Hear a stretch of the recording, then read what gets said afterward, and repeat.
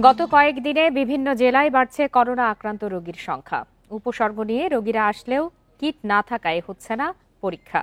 এমন পরিস্থিতিতে স্বাস্থ্যবিধি না মানায় করোনা সংক্রমণ বাড়ার শঙ্কা দেখা দিয়েছে। পর্যটন শহর কক্সবাজারে গত 15 দিনে অন্তত 12 জনের করোনা শনাক্ত হয়েছে। প্রতিদিনই হাসপাতালে উপসর্গ নিয়ে আসছে রোগী, তবে মানা হচ্ছে না স্বাস্থ্যবিধি। এমনকি হাসপাতালে মাস্কও পরছেন না বেশিরভাগ মানুষ।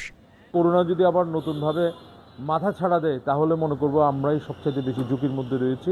এই কারণে আমরা যে অবস্থায় আছি আমাদের সচেতন হওয়া উচিত। কক্সবাজার আমাদের তুলনামূলকভাবে একটা ঘন বসতিপূর্ণ জায়গা এবং সাথে আমাদের বিশাল একটা পর্যটকের যে লোড থাকে সব সময়, সুতরাং বাইরের থেকে যে কোনো সময় যে কোনো খারাপ ভেরিয়েন্ট যে কোনো সময় কক্সবাজারে ইন করে যেতে পারে।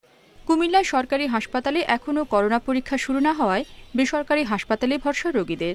এর মধ্যে অন্তত 7 জন করোনা রোগী শনাক্ত হলেও তেমন প্রচারণা নেই স্বাস্থ্য বিভাগের পক্ষ থেকে। আমি মাস্ক পরি নাই, কিন্তু আসলে করোনা যে আবার ছড়া যাচ্ছে এটা আসলে অবগত না আর কি। জামালপুরে করোনা শনাক্ত হওয়ার পরও সাধারণের মধ্যে নেই স্বাস্থ্যবিধি মানার প্রবণতা।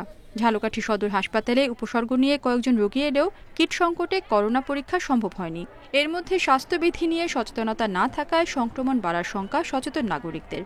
করোনায় কি আমাদের করতে হবে এই বিষয়গুলো তারা লিখিত এবং টেলিভিশন সহ বিভিন্ন প্রচার মাধ্যমে এগুলো প্রচার করা জরুরি।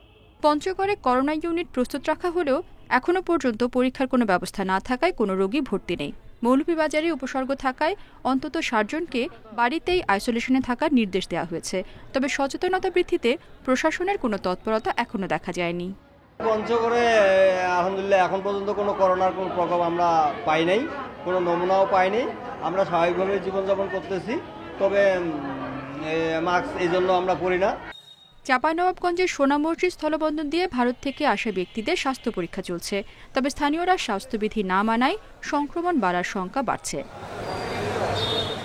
রেশমি নন্দী, ইন্ডিপেন্ডেন্ট নিউজ।